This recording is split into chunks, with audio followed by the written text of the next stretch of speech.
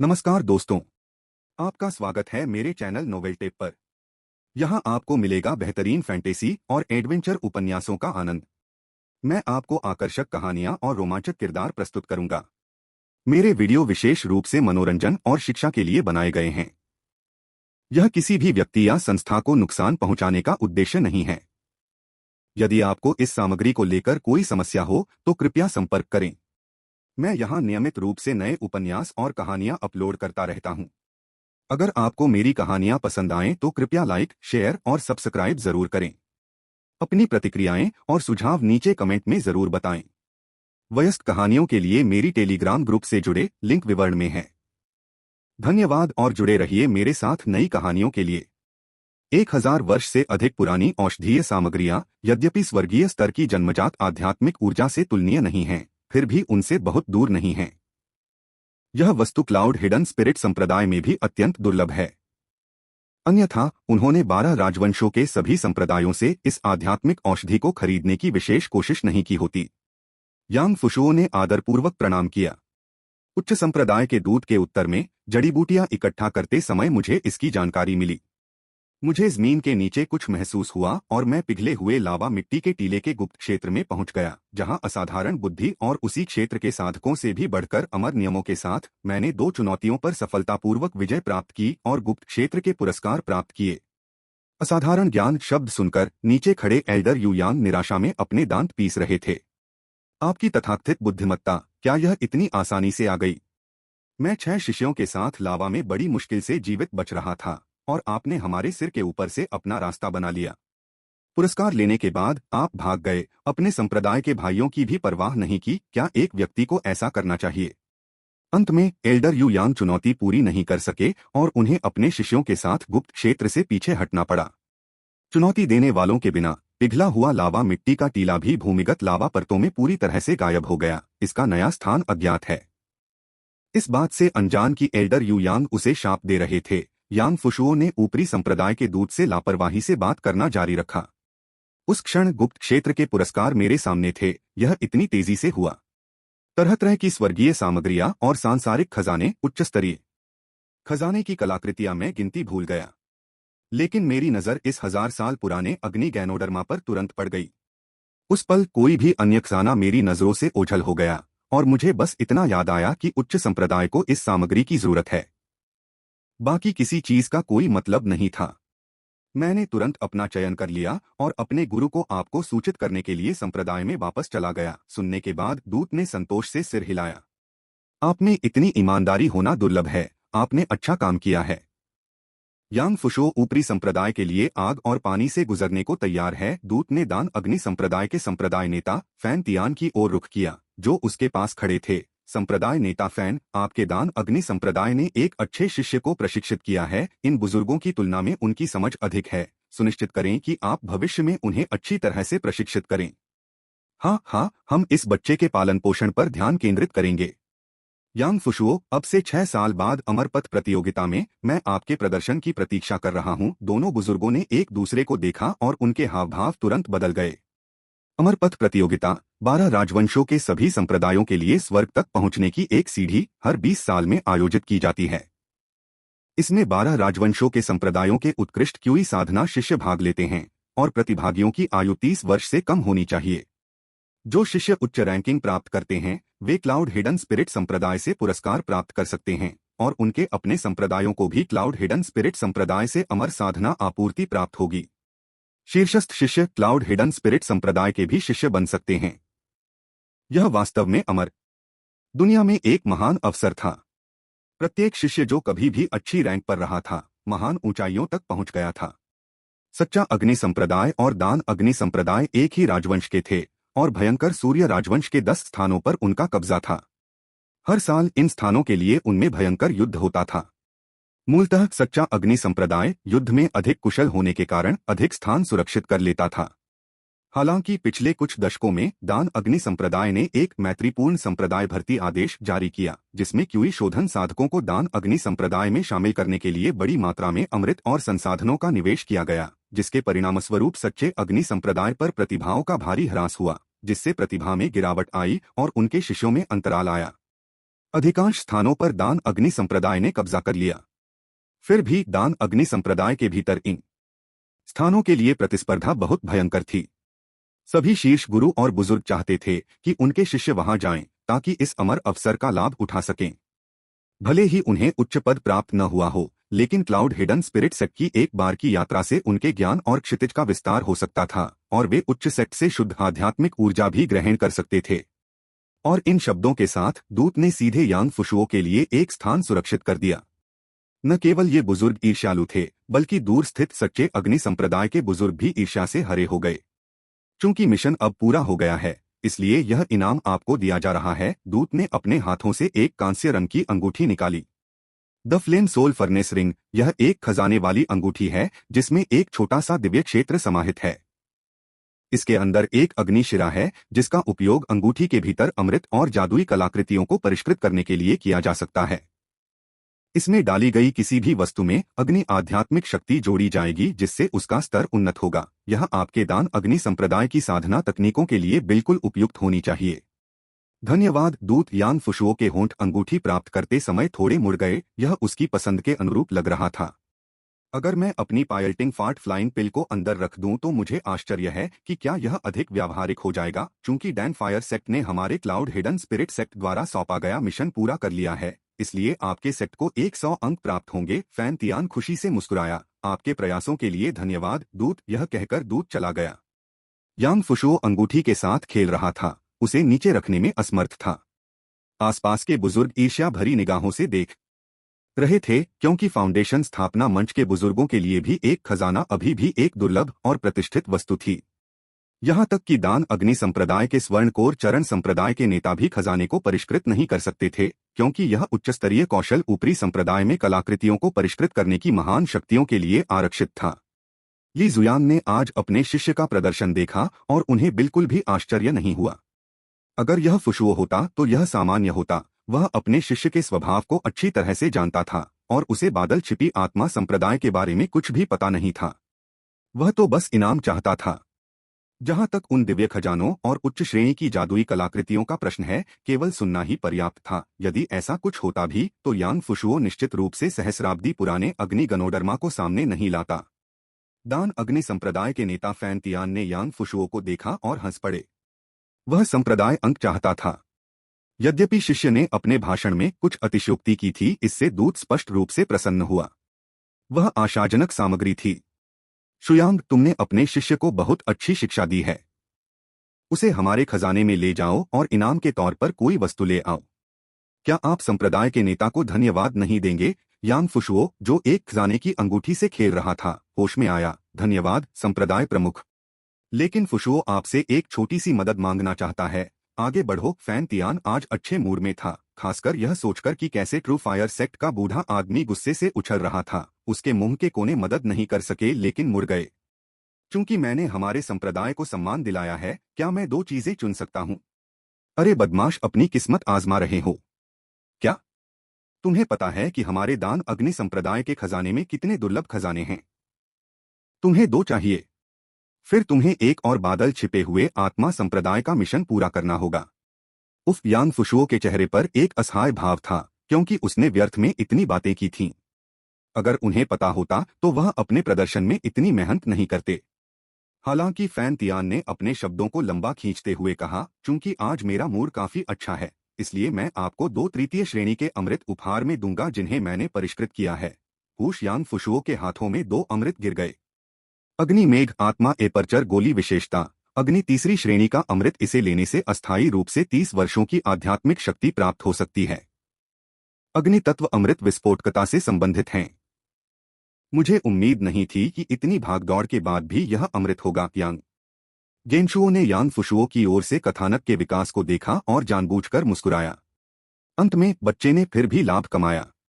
2 तृतीय श्रेणी के हताश ईश्वरीय अमृत किसी दिन उसकी जान बचा सकते हैं। उसकी नजरें यांग फुशुओ पर टिकी थीं जब वह दान अग्नि संप्रदाय के खजाने में प्रवेश कर रहा था, यह देखने की उम्मीद में कि क्या वह कुछ अनदेखा देख सकता है, जैसे कि एक दिव्य कलाकृति जिसे नश्वर दुनिया ने भुला दिया था और तब तक अनदेखा था जब तक यांग फुशुओ ने उसे उठाया और तुरंत अपने दादा से बांध दिया, जिससे उसका लॉन्ग एओटियन करियर शुरू हुआ। दुर्भाग्य से वहां कुछ भी नहीं था। यहाँ तक कि कोई निम्न श्रेणी का खजाना भी नहीं था। और यांग फुशुओ ने अपने महान पूर्वज को हस्तक्षेप करने का मौका नहीं दिया। उन्होंने पहले ही अपना निर्णय ले लिया था। गुरुजी, मैं खजाने में संग्रहित पृथ्वी-स्तरीय सहज स्वर्णिम आध्यात्मिक ऊर्जा का वह धागा चाहता हूँ। हो ली जुयांग उलझन में दिख रहा था, लेकिन यांग फुशुओ दृढ़ था। मेरा एक बड़ा भाई है जिसने अभी तक क्यूई साधना शुरू नहीं की है। आप आसानी से आत्मा पत्थरों के साथ नश्वर स्तर की जन्मजात स्वर्ण आध्यात्मिक ऊर्जा की एक स्ट्रैंड खरीद सकते हैं और यहाँ अपने लिए उपयुक्त एक जादुई कलाकृति चुन सकते हैं। मालिक, वह मेरा सगा भाई है। इसके साथ ही ली जुयांग के पास आपत्ति करने का कोई आधार नहीं था। यांग फुशुओ प्रसन्न चेहरे के साथ खजाने से बाहर आया और आकाश की ओर चिल्लाया, महान पूर्वज, महान पूर्वज, इधर देखो, मेरा भाई अंततः क्यूई की साधना कर सकता है। मेरे पिताजी और भाई से कहो, मैं समझ गया। धन्यवाद महान पूर्वज, आपसे प्यार करता हूँ। यांग गेनशुओ भी यांग फुशुओ की पसंद से दंग रह गए। क्या ऐसा हो सकता है, जब मैंने उसे बताया कि गुप्त क्षेत्र में क्या है तो उसने पहले से ही यह सब योजना बना ली थी। सहस्राब्दी फायर गैनोडर्मा की तेजी से प्रगति और हथियाना, यह सब वास्तव में यांगफू के लिए पृथ्वी स्तरीय सहज स्वर्णिम आध्यात्मिक ऊर्जा की इस कड़ी को सुरक्षित करने के लिए था और अपने पिता यांगशी को अंतहीन खोज से रोकना। इस समय यांग फुशुओ, यह दूसरी पीढ़ी का मौजमस्ती चाहने वाला यांग गेनशुओ के दिल में और भी अधिक महत्वपूर्ण हो गया। ये खबर यांगशी और यांगफू के कानों तक पहुंची। अलग अलग स्थानों पर फैले एक परिवार में सभी ने अपने पारिवारिक बंधनों की गर्माहट महसूस की। यांगफू एकांतवास में चले गए। क्यूई साधना के लिए पहेली का अंतिम टुकड़ा अपनी जगह पर था। वह साधक होने के प्रथम क्षेत्र में प्रवेश करने वाला था। पृथ्वी स्तर की आध्यात्मिक ऊर्जा के एक रेशे को परिष्कृत करने से वह मनुष्यों के बीच एक फीनिक्स बन जाएगा तथा क्यूई शोधन साधकों के बीच एक उत्कृष्ट व्यक्ति बन जाएगा। और यांगफू, जिन्होंने पंचतत्व साधना तकनीक का अभ्यास किया, ने 5 गुना आध्यात्मिक ऊर्जा का संवर्धन किया तथा पृथ्वी स्तर की 4 किस्में और स्वर्गीय स्तर की एक सहज आध्यात्मिक ऊर्जा को अवशोषित किया। उसे क्या कहा जाना चाहिए? पुनश्च आज मेरे भाई के पैर में काम के दौरान चोट लग गई और अस्पताल में उसे 10 से अधिक टांके लगाने पड़े। मैं काम के बाद उनसे मिलने गया, जिसमें काफी समय लग गया। आज केवल 2 अपडेट होंगे। मुझे अभी भी एक अपडेट देना बाकी है, यानी कुल 3 अपडेट का कर्ज। मई दिवस की छुट्टियों में अगर मेरे भाई के साथ कोई गंभीर समस्या नहीं हुई तो मैं पूरी कोशिश करूंगा कि 4 बार अपडेट करके कर्ज चुका दूं। इसके अलावा मैं मई की शुरुआत में एक गारंटीकृत मासिक टिकट मांगना चाहूंगा। आखिरी बात भी बहुत महत्वपूर्ण है। मई दिवस की हार्दिक शुभकामनाएं। 5 दिन तक मौजमस्ती का आनंद लें। 0 टिप्पणी वोट 3 बचे जन्मजात उल्का रेत स्वर्ण आध्यात्मिक ऊर्जा। गिरते तारों द्वारा उत्पन्न विशेष आध्यात्मिक पदार्थों से एकत्रित एक अनोखी आध्यात्मिक ऊर्जा। उल्कापिंड रेत एक तृतीय श्रेणी की कलाकृति शोधन सामग्री है जिसका उपयोग खजाने बनाने के लिए किया जा सकता है। वर्तमान में दान अग्नि संप्रदाय के किसी भी साधक के पास ऐसे खजाने बनाने की क्षमता नहीं थी। जन्मजात आध्यात्मिक ऊर्जा की यह धारा पिछली अमरपथ प्रतियोगिता के दौरान एक शिष्य द्वारा जीती गई थी और बाद में संप्रदाय के खजाने में चली गई, जहां यह बिना दावे के रही। आखिरकार ऐसी वस्तु महंगी थी और केवल उत्कृष्ट योगदान देने वाले शिष्यों को ही खजाने में प्रवेश करने का मौका मिलता था। और जिन लोगों ने महत्वपूर्ण योगदान दिया था वे पहले ही ची साधना चरण तक पहुंच चुके थे। दूसरों को आदान प्रदान करने की अनुमति देना एक बहुमूल्य अवसर को गंवाना होगा और फाउंडेशन स्थापना के वरिष्ठों के लिए भी खजाने में मौजूद वस्तुएं दुर्लभ थीं। आज तक कोई भी पृथ्वी स्तर की इस सहज आध्यात्मिक ऊर्जा के धागे को किसी और के साथ बदलने को तैयार नहीं था। यांगफू ने जब इस जन्मजात उल्कापिंड रेत स्वर्ण आध्यात्मिक ऊर्जा को अवशोषित कर लिया तो उसे लगा कि उसने एक विशेष क्षमता प्राप्त कर ली है। धातुओं के साथ हस्तक्षेप। उष्णकटिबंधीय रेत की सुनहरी आध्यात्मिक ऊर्जा का यह धागा मुझे अन्य साधकों की धातु निर्मित जादुई कलाकृतियों को नष्ट करने की अनुमति देता है। मैं अपनी कलाकृतियों को भी दूर से नियंत्रित कर सकता हूँ, जैसे कि वे मेरी भुजा का विस्तार हो। स्वर्णिम आध्यात्मिक ऊर्जा की एक किरण उसकी तलवार में प्रवाहित हुई, जो थोड़ा ऊपर उठी, फिर यांगफू के नियंत्रण में उल्लेखनीय चपलता के साथ हवा में नाचने लगी। ऑब्जेक्ट नियंत्रण तकनीक। इस तरह का नियंत्रण एक ऐसी तकनीक है जो केवल फाउंडेशन स्थापना चरण के लोगों को ही ज्ञात है। आधारशिला स्थापना के बाद साधक अपनी आध्यात्मिक शक्ति को बाह्य वस्तुओं में प्रवाहित कर सकते हैं, यहाँ तक कि एक पत्ते या फूल को भी अपने हाथों में हथियार में बदल सकते हैं। और एक बार जब वे वस्तु नियंत्रण में निपुण हो गए तो वे इसके माध्यम से उड़ान भरने में सक्षम हो गए। आधार स्थापना चरण के साधकों को महान शक्तियों के रूप में जाना जाता था, क्योंकि यही आवश्यक अंतर था। वे ही थे जो जादुई कलाकृतियों या खजानों की पूरी शक्ति को उजागर कर सकते थे। यांग फू ने उल्कापिंड रेत स्वर्ण आध्यात्मिक ऊर्जा के इस विशेष धागे के लिए धन्यवाद समय से पहले ही वस्तु नियंत्रण की क्षमता हासिल कर ली थी। इस प्रकार जन्मजात आध्यात्मिक ऊर्जा के विभिन्न स्तरों का साधकों पर बहुत भिन्न प्रभाव हो सकता है। यांग फू में जन्मजात आध्यात्मिक ऊर्जा की 5 धाराओं द्वारा लाई गई उन्नत प्रतिभाओं को देखकर यांग जेनशुओ आश्चर्यचकित हुए बिना नहीं रह सके। समान क्यूई शोधन स्तर के साधकों में उच्च गुणवत्ता वाली जन्मजात आध्यात्मिक ऊर्जा वाले साधक जादुई द्वंद्वों में प्रभुत्व प्राप्त कर सकते हैं, यहां तक कि पंचतत्व कौशल के अंतर प्रतिबंधों से दमनकारी बल को भी निष्क्रिय कर सकते हैं। यांग फू के पास न केवल उच्च गुणवत्ता वाली जन्मजात आध्यात्मिक ऊर्जा थी, बल्कि उसने 5 तत्व कौशल भी विकसित किया था, जिससे उसे पूर्ण लाभ प्राप्त हुआ। जन्मजात 5 तत्व आध्यात्मिक ऊर्जा के अंतिम धागे को अवशोषित करने के बाद यांग फू की आध्यात्मिक शक्ति अंतः पूर्णता तक पहुंच गई। 5 तत्वों का आध्यात्मिक भंवर बेतहाशा घूम रहा है। 5 प्रकार की आध्यात्मिक ऊर्जाएं डेंटियन में घूमती रहीं, 5 प्रकार की जन्मजात आध्यात्मिक ऊर्जाएं बाहर निकलती रहीं और यांग फू की आभा बढ़ती रही। 5 गुना आध्यात्मिक शक्ति, 5 प्रकार की जन्मजात आध्यात्मिक ऊर्जा, कई राक्षस जानवरों का जीवनसार, विभिन्न प्रतिभाओं के बोनस के साथ संयुक्त। यांग फू की शक्ति क्यूई साधना के प्रथम, द्वितीय यहां तक कि 5वें स्तर पर भी साधारण साधकों से कहीं अधिक थी। उन्नति के इस क्षण ने उसके शरीर के भीतर की सारी आध्यात्मिक शक्ति को रूपांतरित कर दिया और 5 तत्वों की आध्यात्मिक ऊर्जा धीरे धीरे संघनित हो गई, जिससे आध्यात्मिक शक्ति की 5 छोटी नदियां बन गईं, जो सभी एक साथ डेंटियन में उमड़ने लगीं। 5 तत्वों का आध्यात्मिक भंवर 5 तत्वों की आध्यात्मिक नदी में परिवर्तित हो गया। यांग फू की आध्यात्मिक शक्ति की गुणवत्ता 5 प्रकार के पृथ्वी स्तर या उच्चतर जन्मजात आध्यात्मिक ऊर्जा की वृद्धि के तहत एक भयानक स्तर तक पहुंच गई। गड़गड़ाहट सच्चे अग्नि संप्रदाय पर मौसम, जो पहले साफ था, अचानक बादलों की गड़गड़ाहट से घिर गया। आसमान से नीली बिजली चमकी, जिसका दबाव पूरे सच्चे अग्नि संप्रदाय पर फैल गया, जिससे पूरा संप्रदाय तुरंत सतर्क हो गया। संप्रदाय के नेता और कई फाउंडेशन स्थापना बुजुर्ग पहली सूचना पर वस्तु नियंत्रण तकनीक का उपयोग करके ऊंचे आसमान में उड़ गए। संप्रदाय के नेता फैन दी ने पूछा, क्या ऐसा हो सकता है कि एल्डर हुआंग कष्ट से गुजर रहे हैं? एल्डर हुआंग ने अपना हाथ उठाया, ऐसा नहीं होना चाहिए। तो फिर स्वर्गीय क्लेश कौन झेल रहा है?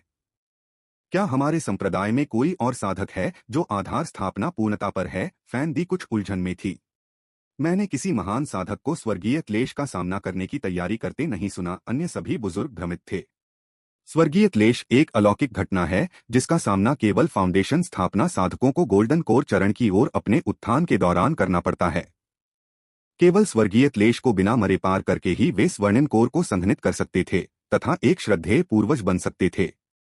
स्वर्गीय क्लेश, जिसे जीवन और मृत्यु का क्लेश भी कहा जाता है, यदि उस पर विजय पा ली जाए तो व्यक्ति का जीवनकाल 500 वर्षों तक बढ़ सकता है, लेकिन असफलता का अर्थ है मृत्यु और अपने मार्ग का विनाश। पिछली बार स्वर्गीय क्लेश भयंकर सूर्य राजवंश में 200 वर्ष से अधिक पहले हुआ था, जब एक प्रतिभाशाली और चतुर साधक 150 वर्ष की आयु में आधार स्थापना पूर्णता तक पहुंच गया था, लेकिन अति आत्मविश्वास और क्लेश के लिए तैयारी की कमी के कारण वह राख में बदल गया। स्वर्गीय क्लेश का सामना करने के लिए पहले से ही धन की तैयारी करना अत्यंत महत्वपूर्ण है। फैन दी को स्वयं अनगिनत परम खजाने इकट्ठा करने और एक बड़ी जादुई सरणी स्थापित करने में पूरे 50 साल लग गए, इससे पहले कि वे क्लेश का सामना करने का साहस कर सकें। बाल बाल बच गए और गोल्डन कोर हासिल कर लिया। इस समय अचानक बादलों का गर्जना वास्तव में चौंकाने वाला था। जैसे जैसे गरजते बादल इकट्ठा होते गए, बुजुर्गों ने एक दूसरे को देखा। सत्य अग्नि संप्रदाय के सभी आधार स्थापना साधक वहां उपस्थित थे। यह उनका अपना ही नहीं है जो क्लेश से गुजर रहा है? क्या यह हो सकता है कि दान अग्नि संप्रदाय का कोई बुजुर्ग स्वर्गीय क्लेश को पार करने के लिए गुप्त रूप से सच्चे अग्नि संप्रदाय में आया हो? इसका कोई मतलब नहीं है। जैसे ही थंडर क्लाउड उतरने वाला था, फैन डी की भौहें अचानक सिकुड़ गईं। कुछ ठीक नहीं है एल्डर हुआंग, क्या ठीक नहीं है? वज्र बादल की दमनकारी शक्ति, यह सही नहीं है। यह उस समय मेरे स्वर्गीय क्लेश से बहुत कम है। हमद एल्डर हुआंग, जिन्होंने फैन डी को कष्ट सहते हुए देखा था, ने ध्यान से सोचा और फिर अपना सिर हिलाया।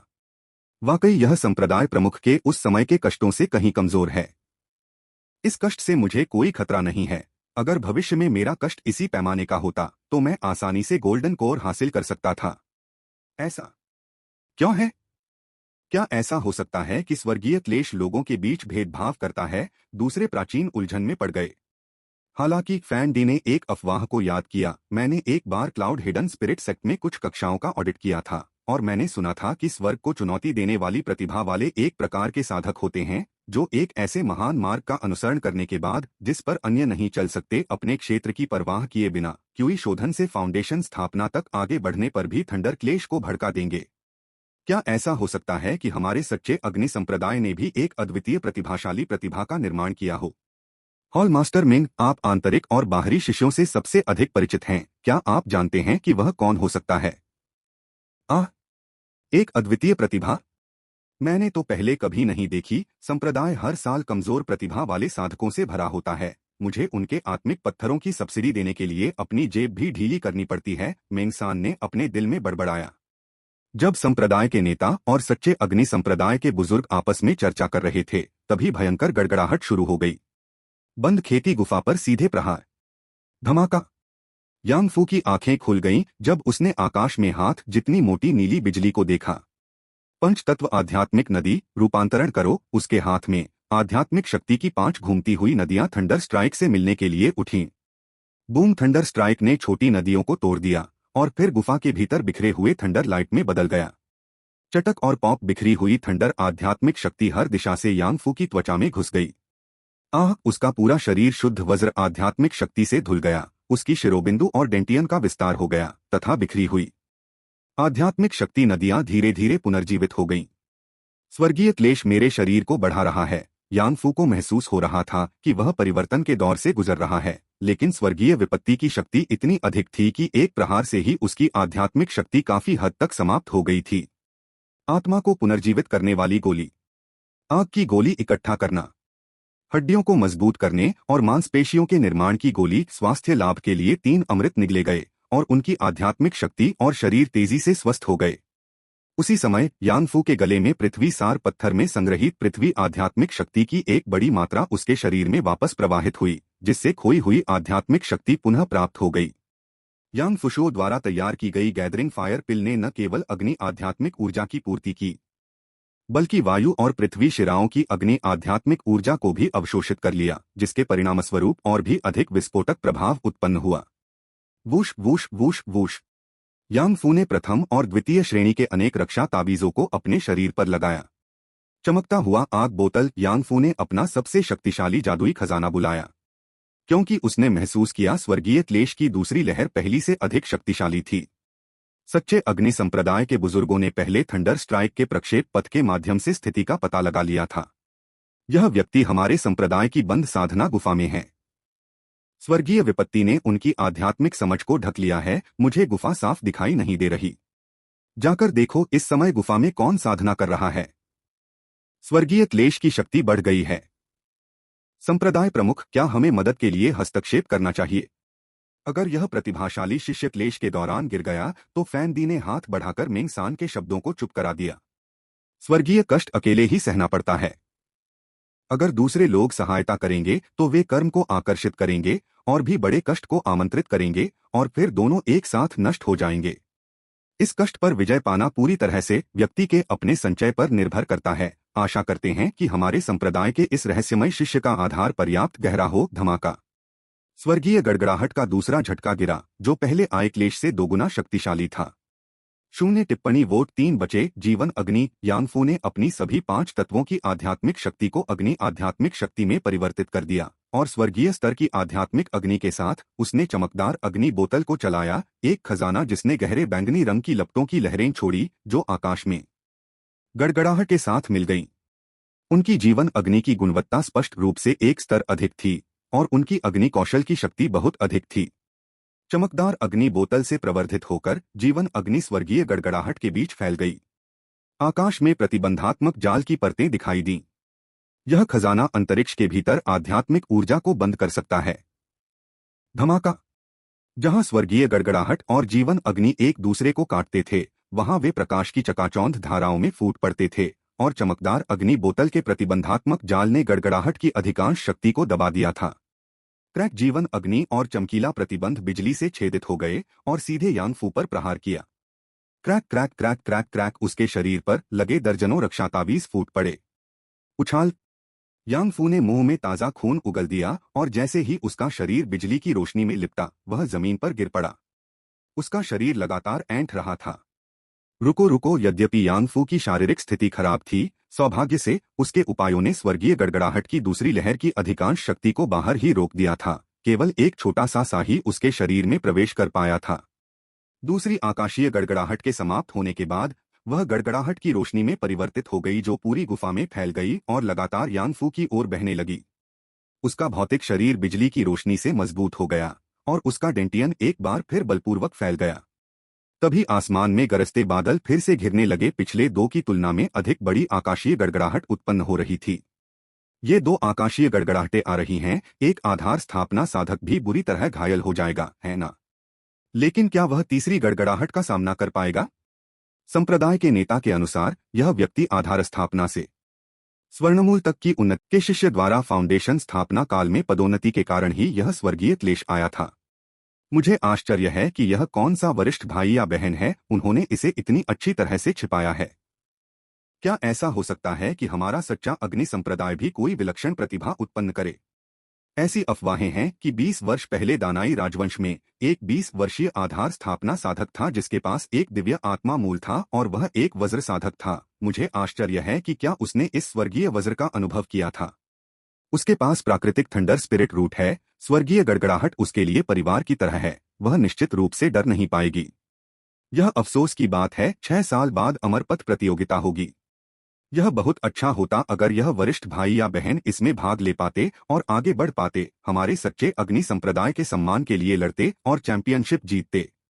अब देखते हैं कि हम इस तीसरी स्वर्गीय गड़गड़ाहट से कैसे निपटते हैं। मैं वर्तमान में क्यूई साधना की 9वीं परत पर हूँ। मैं अपनी सभी तकनीकों का उपयोग करके पहली 2 तरंगों का सामना कर सकता हूँ, लेकिन यह तीसरी यह निराशाजनक है।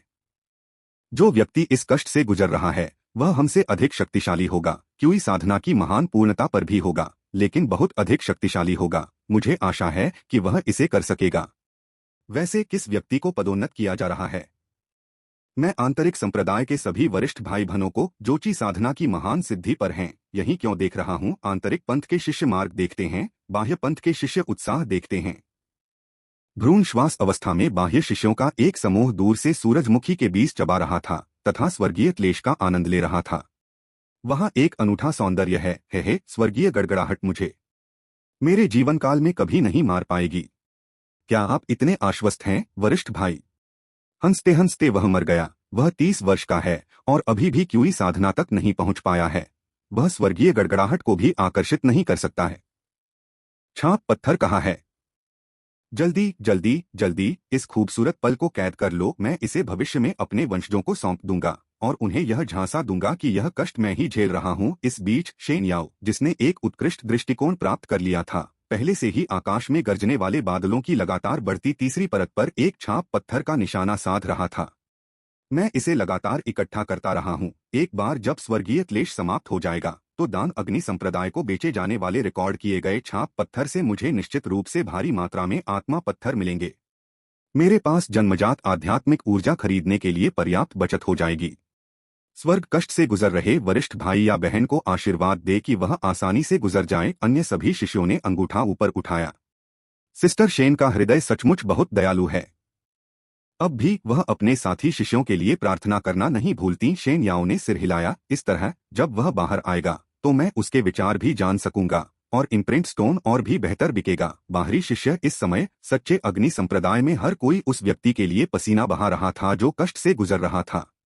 थंडर क्लाउड के ठीक नीचे स्थित यांगफू चरम दबाव का अनुभव कर रहा था। उसके शरीर की 5 तत्व आध्यात्मिक नदी सूख गई थी और हालांकि यह तेजी से ठीक हो रही थी, लेकिन निश्चित रूप से यह इष्टतम स्थिति तक पहुंचने के लिए पर्याप्त नहीं थी। हालांकि इस समय गड़गड़ाहट से प्रभावित होकर वह समझ की एक रहस्यमय स्थिति में प्रवेश कर गया। उनका भौतिक शरीर एक निश्चित सीमा तक पहुंच गया। मिंगक्सिन तकनीक ने अपने आप काम करना शुरू कर दिया और उनकी आध्यात्मिक भावना उनके अपने शरीर में प्रवेश कर गई, जहां उन्होंने सच्ची क्यूई का एक निशान देखा जो आध्यात्मिक शक्ति की तुलना में लगभग नगण्य था, तेजी से बढ़ रहा था। उनकी 5 तत्वों की आध्यात्मिक शक्ति प्रसारित हुई, जिससे सच्ची क्यूई के साथ एक सूक्ष्म संबंध बना। इस क्षण गड़गड़ाहट की मदद से यांगफू का सार, क्यूई, आत्मा और आत्मा एक हो गए। मैं जन्मजात ग्रैंड मास्टर का दर्जा प्राप्त करूंगा। सार रक्त, सच्ची क्यूई, दिव्य भावना और आध्यात्मिक शक्ति एक साथ फूट पड़ती है। यांगफू अचानक खड़ा हो गया। उसकी सभी चोटें तेजी से ठीक हो गईं। उसकी आध्यात्मिक शक्ति और सच्ची क्यूई लगातार बढ़ रही थी। बंद दरवाजे की साधना के लिए गुफा वह स्थान है जहां सच्ची अग्नि संप्रदाय की आध्यात्मिक शक्ति सबसे अधिक केंद्रित है। अनगिनत आध्यात्मिक शक्ति यांगफू के शरीर में डाली गई है। धमाका! उसका शरीर रक्त क्यूई से भर गया। यांगफू ने इनेट ग्रैंड मास्टर बनने के लिए इस अवसर का लाभ उठाया। यांग जेनशुओ के कंप्यूटर पर एक अधिसूचना पॉपअप हुई। यांगफू सफलतापूर्वक जन्मजात ग्रैंड मास्टर तक आगे बढ़ा। मिंगक्सिन तकनीक को महान पूर्णता तक विकसित किया गया। प्रतिभा fallen genius plus plus plus पृथ्वी स्तर को स्वर्गीय ईर्ष्या प्रतिभा स्वर्गीय स्तर तक आगे बढ़ाया गया। स्वर्गीय ईर्ष्या प्रतिभा स्वर्गीय स्तर आधार स्थापना से पहले साधना गति 200% बढ़ जाती है। हालांकि क्यूई शोधन चरण के दौरान प्रत्येक छोटे क्षेत्र की उन्नति स्वर्गीय क्लेश को आकर्षित करेगी और आधार स्थापना के बाद साधना गति 90% कम हो जाती है। यह अपग्रेड हो गया है। यह अपग्रेड हो गया है। यांग जेनशुओ ने स्क्रीन के बाहर उत्साह से नृत्य किया। यांगफू ने उसे साबित कर दिया कि पृथ्वी स्तर की प्रतिभा को स्वर्गीय स्तर की प्रतिभा तक उन्नत किया जा सकता है। मिंगक्सिन तकनीक मेरा भगवान है। दानाई मार्शल सेंट कमाल है। यांगफू अब फाउंडेशन स्थापना चरण तक तेजी से पहुंचेगा और ऐसा लगता है कि उसके बाद उसमें और सुधार की संभावनाएं हो सकती हैं। लेकिन पहले उसे स्वर्गीय क्लेश से निपटना होगा। साधना की गति में कई गुना वृद्धि ने एक नया स्वर्गीय क्लेश लाया जो आनंद और चिंता का मिश्रण था। लेकिन फिलहाल यह बहुत अच्छी खबर है क्योंकि यांगफू पूरी तरह से ठीक हो गया था। उनका उत्थान यांगशी की तुलना में और भी अधिक दुर्जेय था क्योंकि वे बचपन से ही मार्शल अमर के रूप में दोहरी साधना कर रहे थे और विशेष क्षमताओं के साथ जन्मजात ग्रैंड मास्टर प्राप्त कर चुके थे। उनकी सच्ची क्यूई और आध्यात्मिक शक्ति को एक दूसरे में परिवर्तित किया जा सकता था और उनकी सच्ची क्यूई की सीमा अत्यंत विशाल थी। इस समय तीसरा स्वर्गीय क्लेश अंततः तैयार था। धमाका! जांघ जितनी मोटी गहरी नीली स्वर्गीय गड़गड़ाहट गूंजी। यांगफू ने चमकीली आग की बोतल थाम ली। उसने अपनी मुट्ठी आकाशीय गड़गड़ाहट पर पटक दी। उसकी मुट्ठी पर अनगिनत लपटें इकट्ठी हो गईं। उसका पूरा हाथ एक अजगर के सिर में बदल गया जो सीधे आकाश की ओर बढ़ रहा था। जोरदार धमाका! स्वर्गीय गड़गड़ाहट अजगर के मुंह से निगल ली गई और आकाश में टुकड़ों में बिखर गई। गरजने वाला बादल धीरे धीरे छंट गया तथा सच्चे अग्नि संप्रदाय के ऊपर का आकाश एक बार फिर साफ हो गया। घावों से लथपथ यांगफू अपनी जगह पर खड़ा था। उसने स्वर्गीय गड़गड़ाहट की अवशिष्ट शक्ति को अपने शरीर में प्रवेश करने दिया। उसके होठों पर एक हल्की मुस्कान थी। मैं सफल हो गया हूँ। इस समय 5 तत्वों की आध्यात्मिक नदी गरज के साथ मिश्रित होकर उसके दांतियन में निरंतर उमड़ रही थी। उसकी दिव्य इंद्रिय जागृत हो गई तथा उसने 1 किलोमीटर के दायरे में मौजूद प्रत्येक वस्तु को अपनी दृष्टि में ले लिया। 18 वर्षों की साधना के बाद यांगफू ने अंततः क्यूई साधना में महारत हासिल कर ली। यांगफू की शक्ति ने स्वर्गीय ईर्ष्या को आकर्षित किया, स्वर्गीय क्लेश पर सफलतापूर्वक काबू पाया। यांग परिवार ने एक बार स्वर्ग से भाग्य को उलट दिया। धूप प्लस 500। यांगफू ने 5 तत्व क्यूई साधना हासिल की। यांग परिवार का अमरता का मार्ग स्पष्ट है। धूप प्लस 100। यांग परिवार के वंशजों ने अपनी आध्यात्मिक जागरूकता को 1000 मीटर तक विस्तारित किया और आपकी दृष्टि का क्षेत्र भी विस्तृत हो गया है। जैसे ही स्वर्गीय क्लेश समाप्त हुआ, सच्ची अग्नि संप्रदाय में अराजकता फैल गई। संप्रदाय के नेता, बुजुर्ग और कई शिष्य बंद दरवाजे वाली साधना गुफा की ओर दौड़े।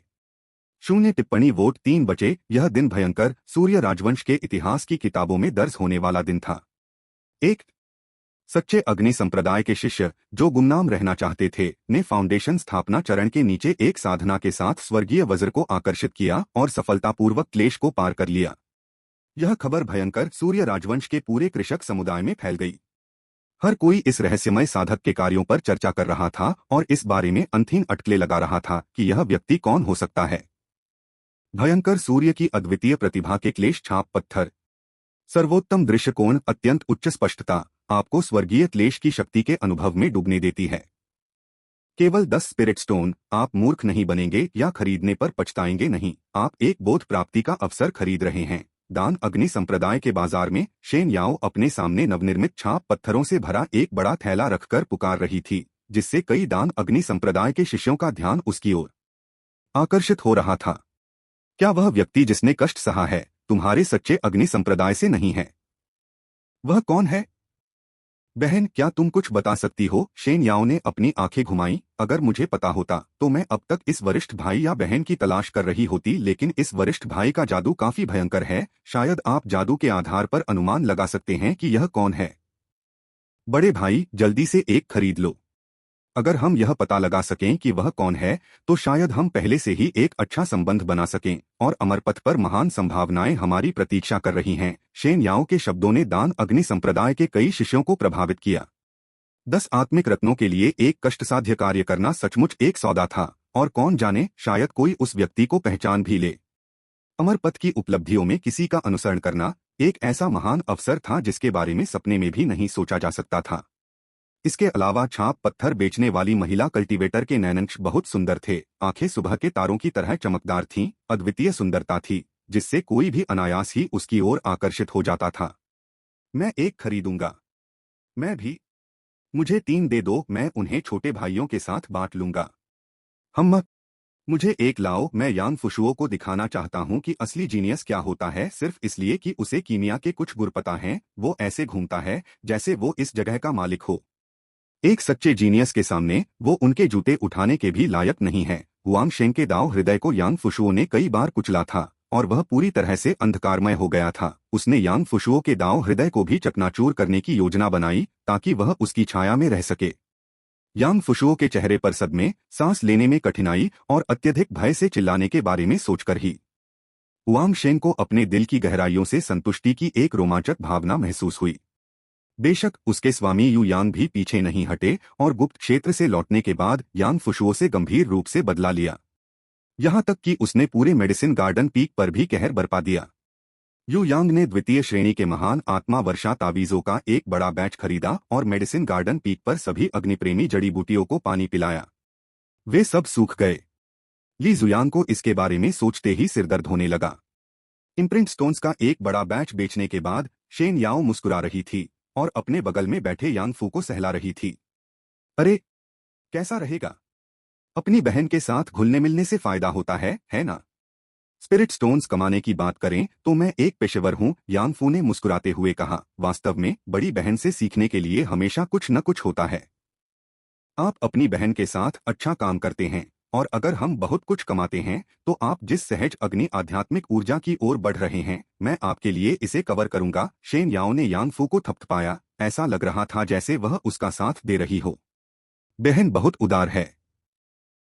शेन याओ मूर्खतापूर्ण ढंग से हंसी, मानो उसने खुद को अनगिनत आत्मा पत्थर कमाते हुए देखा हो। यांग फू ने बेहद प्यारी और मूर्ख शेन याओ को देखा और पाया कि उसकी सुंदरता अन्य महिला साधकों से बेजोड़ थी। यांग फू को सामाजिकता पसंद नहीं थी, लेकिन उसे शेन याओ के साथ बातचीत करना अच्छा लगता था। शेन याओ ने उसे छाप पत्थर बनाने और उन्हें दान अग्नि संप्रदाय के बड़े बाजार में बेचने के लिए प्रेरित किया, और वह खुशी खुशी सहमत हो गया। कनिष्ठ भाई यांग, आप क्या सोचते हैं, संप्रदाय के नेता ने इस प्रतिभाशाली व्यक्ति की पहचान पूरे संप्रदाय से क्यों छिपाई? हमें अनुमान लगाने पर मजबूर करना पागलपन है। हम शायद यह उन्हें गलत इरादे रखने वालों से बचाने के लिए है। मेरे सच्चे अग्नि संप्रदाय में हजारों शिष्यों के होते हुए कौन हमला करने की हिम्मत करेगा? खैर, दान अग्नि संप्रदाय के दसियों हजार शिष्य हैं। ओह, लेकिन मैंने सुना है कि हमारे संप्रदाय के नेता और दान अग्नि संप्रदाय के नेता सगे भाई हैं। वे ऐसे घिनौने काम तो नहीं करेंगे, है ना? संप्रदाय का नेता सभी का प्रतिनिधित्व नहीं कर सकता। यह सच है। यह अफसोस की बात है। मैंने साक्षात्कार के लिए बहुत सारे प्रश्न तैयार कर रखे थे, लेकिन अब मैं उनका उपयोग नहीं कर सकता। यांग फू ने कंधे उचकाते हुए कहा। तो फिर हम कुछ नहीं कर सकते। हम भविष्य में जब मिलेंगे तब फिर पूछ सकते हैं। देखिए, यह सवाल वरिष्ठ भाई, जब आपने पहली बार आकाशीय गड़गड़ाहट का सामना किया था तब आप क्या सोच रहे थे? यह वाकई एक अच्छा सवाल है। कौन नहीं जानना चाहेगा? इस सवाल के साथ लोग मेरे इम्प्रिंट स्टोन्स को 15 स्पिरिट स्टोन्स प्रति स्टोन के आप से खरीदने के लिए होड़ लगा देंगे। शायद वह सोच रहा होगा, ये क्या बकवास है? किसने सुना है कि आगे बढ़ते हुए बिजली गिरी हो? पूर्वजों, मुझे बचाओ। यह सुनकर शेन याओ क्रोधित हो गया। नहीं नहीं नहीं, सिर्फ तुम ही ऐसा सोचोगे। सीनियर ब्रदर जैसा कोई अपनी तरह का एक विलक्षण व्यक्ति स्वर्ग और पृथ्वी के बीच खड़ा होगा, दबंग और विस्मयकारी, तलवार चलाते हुए चिल्लाएगा आओ बिजली, और फिर एक ही वार से स्वर्गीय गड़गड़ाहट को चकनाचूर कर देगा। यांगफू हाँ हाँ हाँ, सीनियर बहन निश्चित रूप से मुझसे बेहतर समझती हैं। बेशक शेन याओ ने यांगफू को एक आकर्षक नजर से देखा और फिर उसके इम्प्रिंट स्टोन्स को आगे बढ़ाना जारी रखा। वरिष्ठ बहन, मैं वहां एक मित्र से मिल रही हूं, मैं उनसे थोड़ी देर के लिए मिलूंगी, मैं बाद में वापस आऊंगी।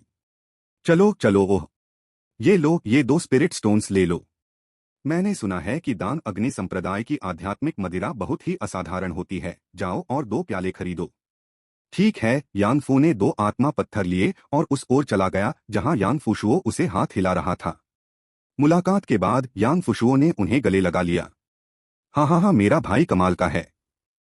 सच में दीवारों के भी कान होते हैं। वास्तव में इतने सुंदर ताओवादी जोड़े को पाकर आपने दान अग्नि संप्रदाय के कई शिष्यों को ईर्ष्या से ग्रस्त कर दिया है। बकवास मत करो, यानफू का चेहरा लाल हो गया और उसने जल्दी से विषय बदल दिया। हाल ही में आप कैसे रहे हैं? भाई, हम अभी 10 दिन पहले मिले थे। मैं आपके लिए स्वर्णिम आध्यात्मिक ऊर्जा लाया था, याद है?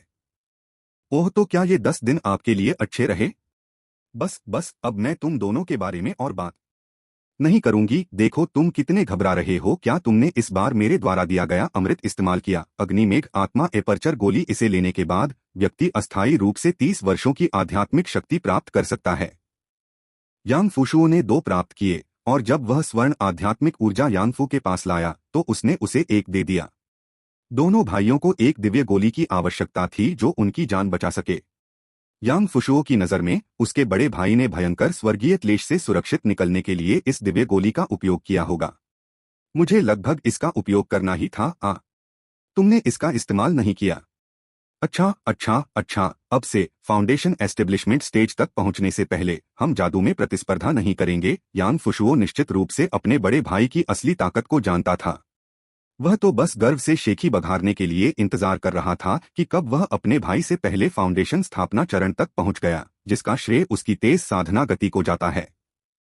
सफलता के बाद मुझे लगता है कि मेरी साधना की गति बहुत बढ़ गई है। यांगफुशुओ ने एक पल के लिए सोचा, बहुत हो गई बात, मैं विदा लेता हूँ। हुआंगशेंग से बात करने से उन्हें कोई मनोवैज्ञानिक छाया नहीं मिली, लेकिन अपने बड़े भाई से कुछ मिनट बात करने से उन्हें मनोवैज्ञानिक छाया मिली। हालांकि जाने से पहले यांगफुशुओ ने इस मामले को नहीं भुलाया। भाई, क्या आपके संप्रदाय के नेता ने अमरपथ पर प्रतिस्पर्धा के बारे में आपसे बात की? हाँ, मैं सच्चे अग्नि संप्रदाय के प्रतिनिधियों में से एक बनूंगा। क्या संयोग है, यहाँ का छोटा भाई भी एक होगा। हाँ, हमें अगले 6 वर्षों तक अपनी खेती पर कड़ी मेहनत करनी होगी। 6 साल बाद अमरपथ की प्रतियोगिता में मिलते हैं। दोनों भाई उच्च संप्रदाय का अनुभव करने का अवसर नहीं चूकना चाहते थे, और यह देखते हुए कि उसके दोनों बेटे पहले ही स्थापित हो चुके थे और अब उन्हें उसकी आवश्यकता नहीं थी, यांगशी ने स्पिरिट लेक मैनर में लौटने का फैसला किया। एक बार जब मैं परिवार को भयंकर सूर्य राजवंश में ले जाऊंगा तो मैं शांति से मार्शल संत की खोज कर सकूंगा। यांगशी की मार्शल आर्ट एक अड़चन तक पहुंच गई थी और उसे तत्काल दिव्य क्षेत्र का रास्ता खोजने की आवश्यकता थी। 0 वोट 3 बचे। 1 वर्ष से अधिक समय तक घर से दूर रहने के बाद यांगशी विशालकाय पंख वाले चमगादड़ पर सवार होकर स्पिरिट लेक मैनर वापस आ गए।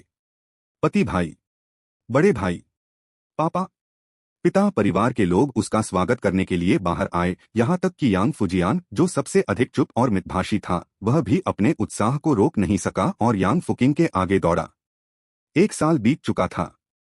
यांगशी के लिए वह वर्ष उथल पुथल भरी घटनाओं से भरा था, लेकिन स्पिरिट लेक मैनर में रह रहे यांग परिवार के सदस्यों के लिए वह लालसाओं से भरा वर्ष था। दोनों महिलाओं को अपने पति और बेटे की याद आई, 2 छोटे भाई बहनों को अपने पिता और बड़े भाई की याद आई। यांगशी ने बारी बारी से सभी को गले लगाया। हाँ हाँ हाँ, किंगेर और जियानेर लंबे हो गए हैं। जिस साल पिताजी यहाँ नहीं थे, क्या तुमने अपनी साधना जारी रखी है? यांग फुकिंग ने जल्दी से अपनी उपलब्धियां बताईं। पिताजी, मैं पहले ही भ्रूण श्वास की 5वीं परत तक पहुंच चुकी हूँ। मैं जल्द ही अपने भाई के बराबर पहुंच जाऊंगी। हाँ हाँ, लंबे बालों वाला तोता भी साथ में बोला। यांग फुजियान ने अपने होंठ काटे और कहा, मैं शरीर शोधन की 5वीं परत तक पहुंच गया हूँ और मैं वर्तमान में मिंगक्सिन तकनीक को समझ रहा हूँ। अच्छा अच्छा अच्छा, मेरा बेटा और बेटी दोनों प्रभावशाली हैं। अपने पिता से भी अधिक मजबूत हैं। धीमी आवाज में यांग फुजियान ने कहा, मैं चाहता हूं कि पिताजी मेरे साथ याइदो का अभ्यास करें। हम जरूर पिताजी आपके साथ चलेंगे, यांग फुकिंग ने भी जोर देकर कहा। पिताजी को मेरा साथी बनना होगा ताकि मैं अपने जादू कौशल का अभ्यास कर सकूं। ठीक है, बस इतना ही काफी है। यांग शी ने दोनों बच्चों को उठा लिया। उनका चेहरा लाड़ प्यार से भरा हुआ था और उनके प्रति उनका प्यार उनकी आंखों से झलक रहा था। हालांकि इन दोनों युवाओं में यांग फू और यांग फुशुओ जैसी प्रतिभा नहीं थी, फिर भी उनकी ताकत और भी तेजी से बढ़ रही थी। यांग शी, यांग फू और यांग फुशुओ के अनुभवों और विकास के कारण पूरे परिवार के अमर संसाधन तेजी से बढ़ रहे थे। यांग फुशुओ ने परिवार को 3 प्रकार के नियमित अमृत प्रदान किए जिन्हें वह परिष्कृत कर सकता था: अग्निशमन गोली, धधकते शरीर को मजबूत करने वाली गोली और आग इकट्ठा करने वाली गोली। उनमें से अग्निशमन गोली और धधकती हुई शारीरिक मजबूती देने वाली गोली दोनों ने शरीर को मजबूत किया। अस्थि मज्जा सफाई गोली और वज्र अटूट गोली के बराबर ये सभी प्रथम श्रेणी के अमृत हैं जो शारीरिक शोधन में उत्कृष्ट हैं। अग्निशमन गोली का सेवन करके यांग फुजियान ने सीधे एक छोटे क्षेत्र को आगे बढ़ाया। इसके बाद एक और छोटे क्षेत्र के उन्नयन के लिए एक धधकते शरीर को मजबूत करने वाली गोली का सेवन किया। इस प्रकार इतनी कम उम्र में ही वह शरीर शोधन की 5वीं अवस्था पर पहुंच चुका था। सामान्य पूरक आहार बिल्कुल अनावश्यक थे। शरीर शोधन के लिए अमर गोलियों का सीधे सेवन करके और अपने क्यूई रक्त को बढ़ाकर कौन सा मार्शल कल्टीवेटर परिवार इतनी फिजूल खर्ची करने की हिम्मत करेगा। इसके अलावा जब वह अस्थि प्रशिक्षण की 7वीं परत तक पहुंच जाएगा तो उसके उपयोग के लिए एक अस्थि मज्जा सफाई गोली उपलब्ध होगी जिससे वह फिर से एक क्षेत्र को छोड़ सकेगा। द्वितीय श्रेणी का अमृत ड्रैगन टाइगर गोल्डन पिल भी उसे अन्य जन्मजात मास्टर्स से बेहतर शारीरिक क्षमता प्रदान कर सकता है। यांग फुजियान के संसाधन यांग शी की तुलना में कहीं बेहतर थे। क्या यह बच्चा 18 वर्ष की आयु से पहले जन्मजात गुरु का दर्जा प्राप्त कर सकता है? यांग जेनशुओ ने यांग फुजियान की 3 पृथ्वी स्तर की प्रतिभाओं को देखा और महसूस किया कि 18 वर्ष का होना थोड़ा कमतर आंकना होगा। यदि यांग शी वास्तव में एक जन्मजात गुरु से आगे निकल सकते हैं और अमर साधना के फाउंडेशन स्थापना महान दांव के बराबर एक नया मार्शल कल्टीवेशन क्षेत्र बना सकते हैं, तो मैं यांग फुजियान को पोषित करने के लिए संसाधनों का निवेश करने पर विचार कर सकता हूं। यांग शी की ताकतें पिघले हुए लावा मिट्टी के टीले में उनके समय के दौरान पहले ही प्रकट हो चुकी थीं। उनकी युद्ध शक्ति क्यूई साधना पूर्णता साधकों के बराबर थी और वास्तविक युद्ध में उसे बढ़ावा देने के लिए कई दानव पशु दिव्य कौशल के साथ उसने निश्चित रूप से बढ़त हासिल की। लेकिन वह यू यांग जैसे फाउंडेशन स्थापना साधकों के प्रारंभिक चरण से बहुत दूर थे। इसके अलावा यांग शी एक अड़चन पर पहुंच गया था। दानव जानवर सार को अवशोषित करने से होने वाली वृद्धि कम हो रही थी और यांग जेनशुओ अब उसमें धूप निवेश करने की योजना नहीं बना रहा था, बल्कि होनहार भयंकर सूर्य जुड़वा भाइयों के लिए इसे बचाना पसंद कर रहा था। यांग फुकिंग का पोषण करना भी उत्कृष्ट होगा। बेशक अगर यांग शी मार्शल आर्ट्स में एक नया क्षेत्र बना सकते हैं तो यांग जेनशुओ पिछली धारणा को छोड़ने के लिए तैयार थे कि केवल अमर साधना ही श्रेष्ठ है और यांग फुजियान की साधना पर ध्यान केंद्रित करना चाहते थे। आखिरकार इस बच्चे की प्रतिभा यांग परिवार के सभी बच्चों में सबसे अधिक हो सकती है। आत्मिक जड़ की कमी के अलावा इसमें कोई दोष नहीं है। यांग शी ने दोनों बच्चों के साथ कुछ देर तक छेड़खानी की, फिर अपनी दोनों पत्नियों के साथ अंदर जाकर काफी देर तक बैठे रहे। वह बातचीत पूरे दिन चली। जब यांग शी ने चिल्लाकर कहा कि उसे कुछ समय तक घर पर ही रहना है, तब दोनों पत्नियों ने उसे अस्थायी रूप से छोड़ दिया। चाहे आप मार्शल आर्ट में कितने भी कुशल क्यों न हो, आपको सार्वजनिक अनाज की अंतहीन वसूली का डर बना रहता है। यांग शी को एहसास हुआ कि एक जन्मजात गुरु के शिखर पर भी शरीर कमजोरियों से रहित नहीं होता। चाहे रक्त क्यूई कितनी भी प्रचुर मात्रा में क्यों न हो, यह निरंतर प्रवाह को सहन नहीं कर सकती। जियाओबाई जिहान, इन दिनों अपना सामान समेटो और मेरे साथ भयंकर सूर्य राजवंश में चलो। फूजी ने वहां सब कुछ व्यवस्थित कर दिया है। स्पिरिट लेक मैनर के बारे में क्या? हमारे पास हैश है। वह हमारे लिए सब कुछ संभाल लेगा और अगर वह अच्छा नहीं करता तो हूजी उसे 100 कोड़े लगवाने से भी नहीं हिचकिचाएगा। क्या होगा अगर वह लोगों को लेकर भाग जाए? लियू जिहान थोड़ा चिंतित था। यांग शी ने कहा, बस 1000 लकड़ी संरचना को यहीं छोड़ दो। द्वितीय श्रेणी के एरे बिना किसी के नियंत्रण के अधिक शक्ति प्रदर्शित नहीं कर सकते, लेकिन वे इन गुलामों को भागने से रोकने के लिए पर्याप्त से अधिक हैं। लेकिन ये दास तो स्वभाव से ही आलसी हैं, रोज धूप सेंकते रहते हैं। अगर फसल कम हो गई तो क्या होगा? पूर्वज अब भी चाहते हैं कि हम हर साल आध्यात्मिक अनाज और आत्मिक फल चढ़ाएं। क्या मुझे उनकी देखभाल के लिए यहीं रहना चाहिए? यद्यपि लियू जिहान की प्रतिभा यांग शी जितनी ऊंची नहीं थी, लेकिन कई वर्षों तक लियू वुहेंग के साथ मार्शल आर्ट का अभ्यास करने के बाद वह इन्नेट मास्टर के आधे कदम तक पहुंच गया था और उसके पास एक गहरा आधार था। यांग परिवार के अमेरिकी एआइडो के साथ मिलकर उसके लिए हैश को रोकना बहुत आसान था, जो क्यूई शोधन क्षेत्र तक भी नहीं पहुंचा है। यांगशी ने भी थोड़ा सा भौहें चढ़ाई। हालांकि हमने हाल के वर्षों में उनके साथ दुर्व्यवहार नहीं किया है और उन्हें अच्छा खाने, गर्म कपड़े पहनने और सीखने की अनुमति दी है, फिर भी दासों की संख्या दोगुनी हो गई है। उनकी नस्लीय विशेषताओं को देखते हुए यह असंभव नहीं है। यहाँ तक कि हैश, जो अपने रिश्तेदारों के अनुशासन के कारण वर्षों से प्रतिदिन चिल्ला रहा है, बिना निगरानी के शायद इतना मेहनती नहीं है। इसके अलावा हमारे पास डेविल विंड फॉरेस्ट के पास कुछ स्पिरिट फील्ड्स हैं जिन्हें नियमित प्रबंधन की आवश्यकता है। हमें चीजों की देखभाल के लिए यहाँ कुछ लोगों को छोड़ना होगा। जियांग शियाओबाई और लियू जिहान ने अपनी संपत्तियों के प्रबंधन को बहुत महत्व दिया। आखिरकार उन्होंने इसे एक साथ मिलकर बनाया था और यांगशी और दोनों बच्चे हर दिन केवल मार्शल आर्ट और अमर साधना का अभ्यास करते थे। कई वर्षों तक उत्पादन की परवाह नहीं करते थे। माता पिता की चिंता को देखते हुए यांग फुकिंग, जो पीछे से उनकी बातें सुन रहा था, आगे बढ़ा। पिताजी, मेरे कुछ आत्मा जानवर मित्र हैं जो मदद कर सकते हैं। दोस्तों, लंबे बालों वाला तोता बोला। यांगशी स्वाभाविक रूप से अपनी बेटी की प्रतिभा को जानते थे, लेकिन वह आश्चर्यचकित हुए बिना नहीं रह सके। किस प्रकार का आत्मिक जानवर आत्मिक क्षेत्रों की देखभाल करेगा? बहुत से, मुझे बस उन्हें थोड़ा सा इनाम देना है। ओह खुश, यांग फुकिंग ने अपनी आध्यात्मिक शक्ति एकत्रित की और आकाश की ओर एक अजीब सी सीटी बजाई। थोड़ी ही देर में रंग-बिरंगे लंबे बालों वाले तोतों का एक झुंड उड़ता हुआ आया। मछली, हमें मछली चाहिए। मुझे आध्यात्मिक मछली दो। हमें भरपेट खिलाओ, फिर हम कुछ भी करेंगे। आज हम किसे पीटेंगे? लंबे बालों वाले तोते का समूह यांग फुकिंग के चारों ओर उड़ रहा था, जिससे ऐसा शोर हो रहा था जो बत्तखों से भरे तालाब से भी अधिक कष्टप्रद था। यांग फुकिंग ने प्रसन्नतापूर्वक कहा, आज जाओ और मेरी मदद करो। आत्मा के खेतों को साफ करने में कुछ उर्वरक डालो, कुछ आत्मा की वर्षा कराओ और फिर तुम अपना पेट भर खा सकते हो। हम अभी तुम्हारे खेतों में मल त्यागने जा रहे हैं और उसके बाद तुम्हें खूब नहलाएंगे। रंग-बिरंगे लंबे बालों वाले तोतों का एक समूह चहचहा रहा था। जाहिर है कि यह उनका पहली बार नहीं था। यांग फुकिंग खिलखिलाकर हंसा। लंबे बालों वाले तोतों का समूह अविश्वसनीय रूप से बुद्धिमान है और इंसानों की भाषा भी बोल सकता है। वे हमें आत्मा क्षेत्रों का प्रबंधन अच्छी तरह से करने में मदद कर सकते हैं। अगर हैश और बाकी लोग काम नहीं करते तो वे जरूर मुखबिरी करेंगे और फिर अंकल हुजी आएंगे। धमाका। हैश काम करने का नाटक कर रहा था, लेकिन वास्तव में वह चुपचाप सुन रहा था और हिंसक रूप से कांप उठा। मालिक के परिवार में एक भी आसान काम नहीं है। उसे ऐसा लग रहा था जैसे वह जीवन भर यांग परिवार की छाया में रहेगा। यहाँ तक कि यांग परिवार के बच्चे भी एक टिप्पणी वोट 3 बचे एक यांग परिवार आगे बढ़ रहा था और यांग जेनशुओ भी। वह एक संपीड़ित बिस्कुट उत्पादन लाइन चला रहे थे। इमोर्टल एसेंस फूड लिमिटेड के अध्यक्ष के रूप में उन्हें कंपनी के सीईओ गो शियाओजी द्वारा इस भव्य आयोजन का गवाह बनने के लिए आमंत्रित किया गया था। उन्होंने पुनर्गठित रेड मेपल फूड फैक्ट्री से एक सेकेंड हैंड संपीड़ित बिस्कुट उत्पादन लाइन खरीदी थी और उसे किराए पर ली गई उपनगरीय फैक्ट्री में वापस भेज दिया था।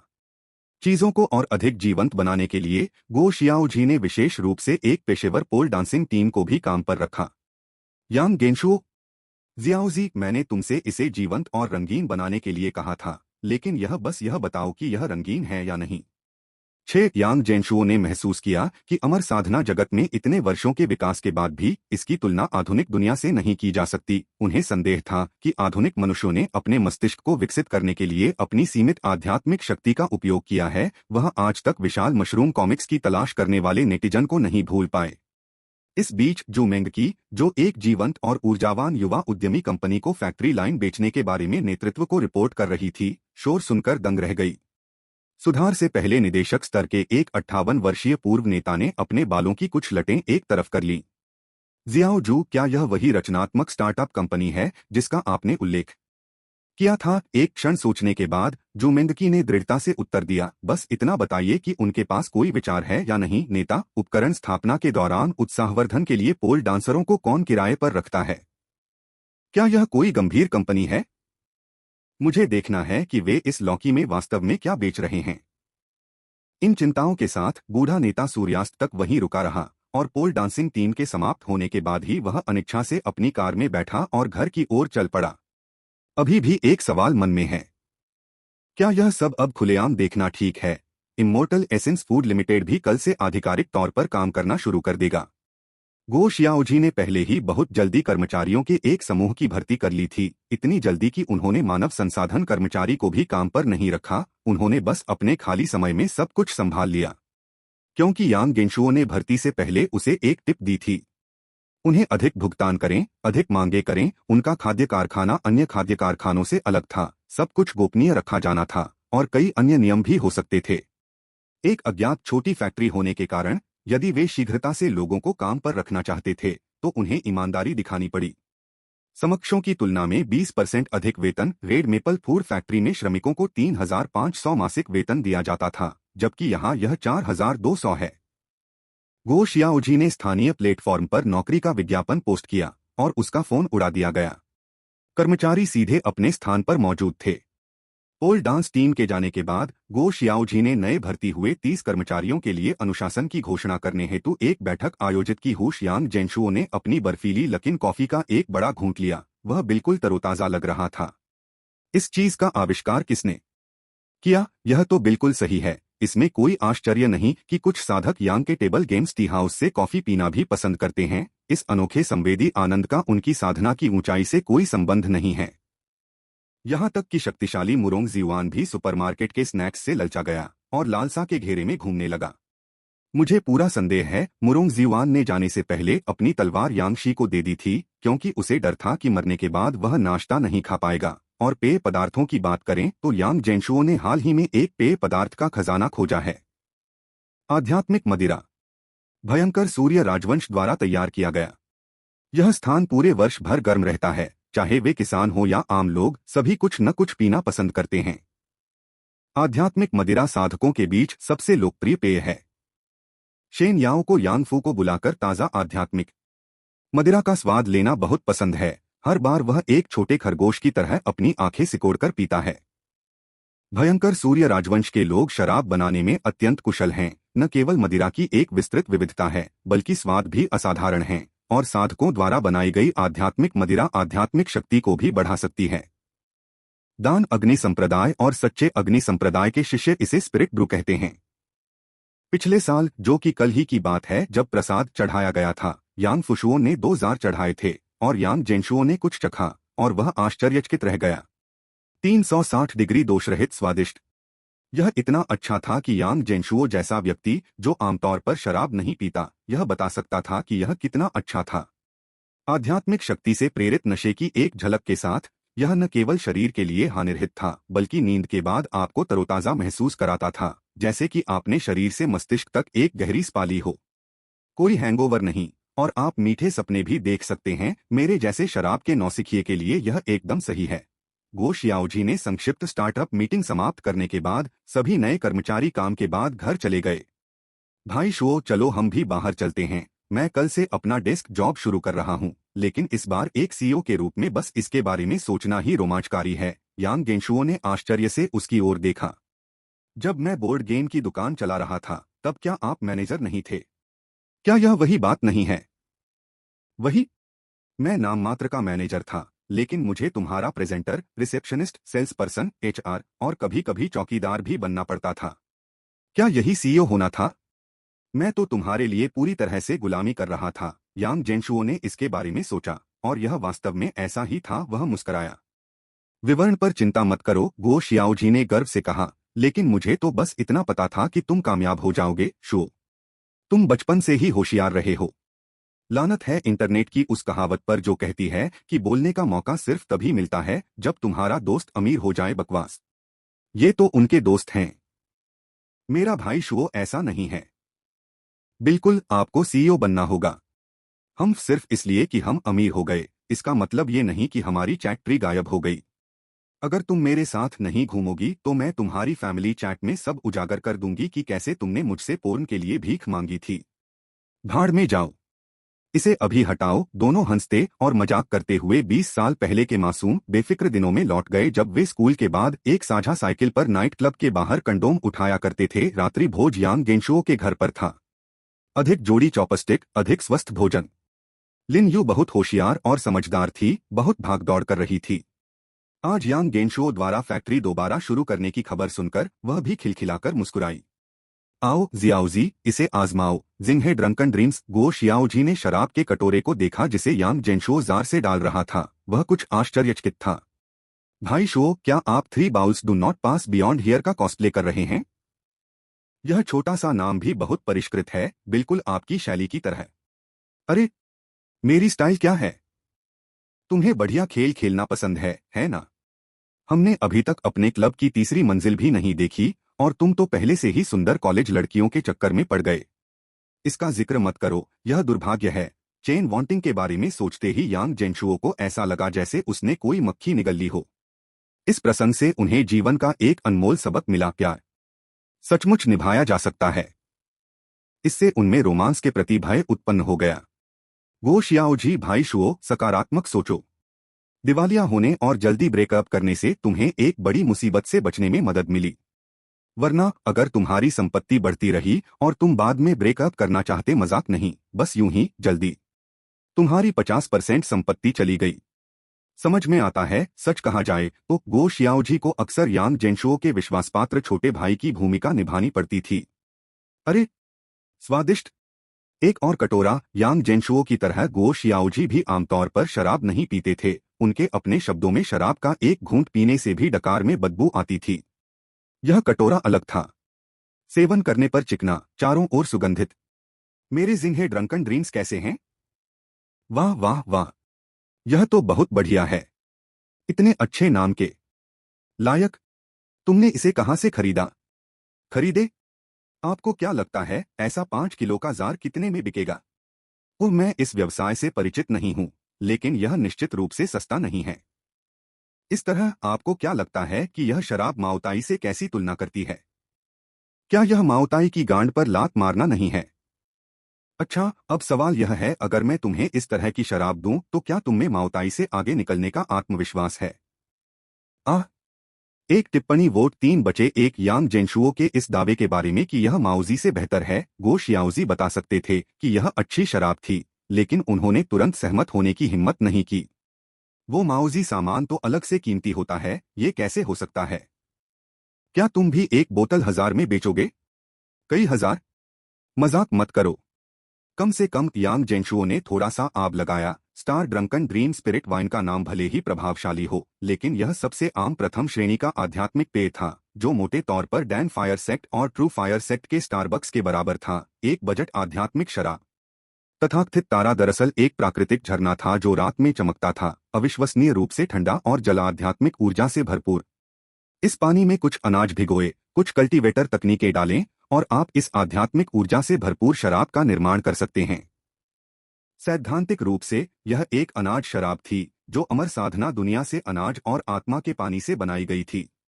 इस चीज की कीमत अधिक नहीं थी। एक स्पिरिट स्टोन से एक जार खरीदा जा सकता था। जब यांग फू और शेन याओ कुछ पैसे कमा लेते तो वे दोनों एक जार में स्ट्रॉ लेकर धीरे धीरे पीते। यांग फू जल तकनीक को जानता था। वह अपनी उंगलियां चटकाता और 2 जार ठंडा पेय पी लेता और आनंद लेता। लेकिन एक आत्मा पत्थर भी काफी मूल्यवान लग रहा था। इससे पहले वह जो गोलियां बेचता था, जिनसे मार्शल कल्टीवेटर्स को बल मिलता था, उनकी कीमत केवल चांदी होती थी और वे किसी भी मात्रा में उपलब्ध होती थीं। हालांकि इस आध्यात्मिक मदिरा को आत्मा पत्थरों की आवश्यकता थी। एक स्पिरिट स्टोन के मूल्य वाले उत्पाद का मूल्य कितना होना चाहिए? इससे यांग जेंशुओ स्तब्ध रह गए। आखिरकार कीमत बहुत अधिक रखने से इसे बेचना आसान नहीं होगा। वह दावा कर सकता था कि इसे पीने से व्यक्ति की आयु बढ़ जाएगी, लेकिन लोगों को इस पर विश्वास करना होगा।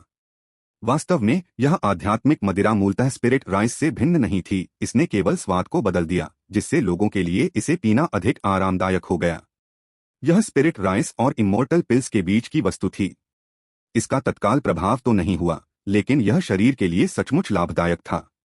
तो बात यह है, जियाओजी उत्पाद की लागत मूल्य से बात करें तो यह चीज उन सप्लीमेंट्स से ज्यादा महंगी है। हे भगवान! भाई शुओ, मुझे मत बताओ कि तुम चाहते हो कि मैं शराब का 1500,000 से ज्यादा में बेचूं। यही योजना थी भाई शुओ। तुम यहाँ माउजी नहीं कर रहे, तुम मुझे मार रहे हो। छोड़ो, मैं अभी तुम्हारे लिए गोलियां बेच दूंगा।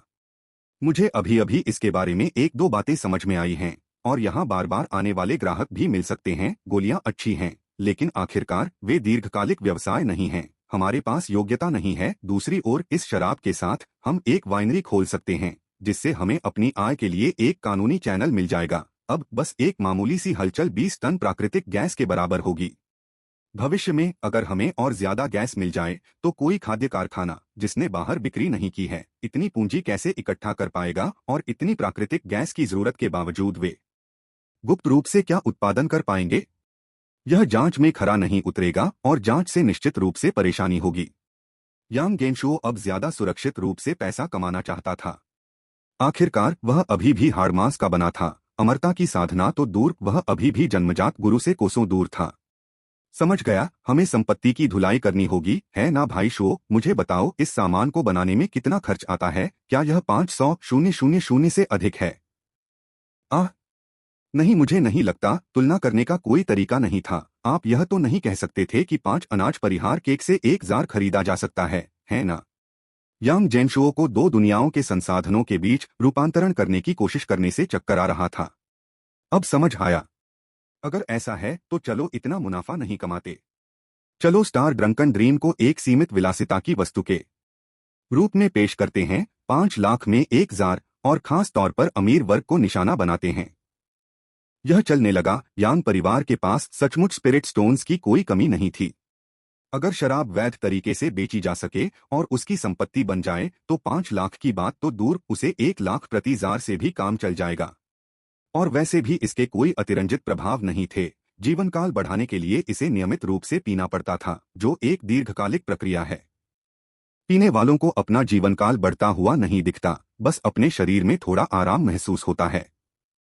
ईमानदारी से कहूं तो यदि आप पश्चिम में वैध की गई कुछ चीजों को आजमाएं तो आपका शरीर भी सहज महसूस करेगा। गो शियाओजी ने अब अपने तत्व में आकर विश्लेषण जारी रखा। भाई शो, शराब कोई कंप्रेस्ड बिस्कुट की तरह तो नहीं है जो एक झटके में कंप्रेस होकर बेक हो जाए, है ना? क्या इसमें समय नहीं लगता? हम साल भर में कितना बेच सकते हैं? क्या हम उत्पादन जारी रख सकते हैं? तुम्हें प्रोडक्शन की चिंता करने की जरूरत नहीं है, बस करो। मेरे पास उस तरफ एक रास्ता है। यांग गेंशुओ की निगाह दक्षिण पूर्व दिशा में अध्ययन कक्ष की ओर चली गई। गो शियाओजी ने समझते हुए सिर हिलाया। समझ गया, यह दक्षिण पूर्व एशिया से आता है। मुझे इस पर अच्छी तरह से विचार करना होगा, जिसमें शराब बेचने की योग्यता और कुछ अन्य प्रक्रियाएं और पंजीकरण भी शामिल हैं। धिक्कार है, यह दवा बनाने वाली फैक्ट्री शुरू करने से ज्यादा परेशानी वाली बात नहीं हो सकती। वास्तव में यांग जेनशुओ ने सहमति में सिर हिलाया। यदि कोई व्यक्ति दवा बनाने का कारखाना खोल ले तो उसे इतनी परेशानी नहीं उठानी पड़ेगी। भाई शो, मैं बची हुई शराब अपने साथ ले जाऊंगा, मेरी खबर का इंतजार करो। गो शियाओजी ने काम जल्दी से निपटा लिया और योजना बनाई कि कुछ और विशेषज्ञों को बुलाकर शराब का स्वाद चखा जाए और उनके मूल्यांकन सुने जाएं, तथा भविष्य में प्रचार और बिक्री के लिए और अधिक सामग्री जुटाई जाए। वाक्यांश जैसे कि तालू पर नरम सोया सुगंध से भरपूर मीठा स्वाद, ये पेशेवर शब्द कुछ ऐसे नहीं हैं जिन्हें कोई तब तक नहीं सोच सकता जब तक कि वह एक अनुभवी व्यक्ति न हो। यांग जेनशुओ को पैसे कमाने का एक नया तरीका मिल गया और यह बिल्कुल मुमकिन भी लग रहा था। उसने खुशी खुशी कुछ देर तलवारबाजी का अभ्यास किया। जैसे ही उसने अभ्यास किया, यांग गेंशुओ के शरीर के अंदर से एक बहुत बड़ी आवाज फूट पड़ी। ऐसा लग रहा था जैसे उसकी सारी मांसपेशियां, हड्डियां और त्वचा फैल गई हो और उसकी ऊंचाई 1 सेंटीमीटर बढ़ गई हो।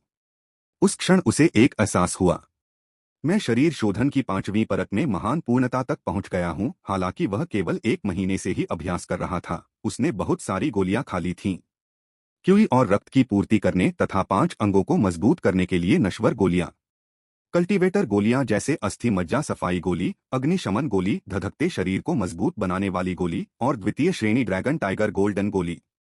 इन्हें खाने मात्र से ही वह एक मोटे, बिना व्यायाम वाले, कम स्वस्थ शरीर से शरीर शोधन की 5वीं परत तक पहुंच गया था। उसे बस अपनी मांसपेशियों और हड्डियों को थोड़ा सा हिलाने की जरूरत थी और वह स्वाभाविक रूप से अगले चरण में आगे बढ़ सकता था।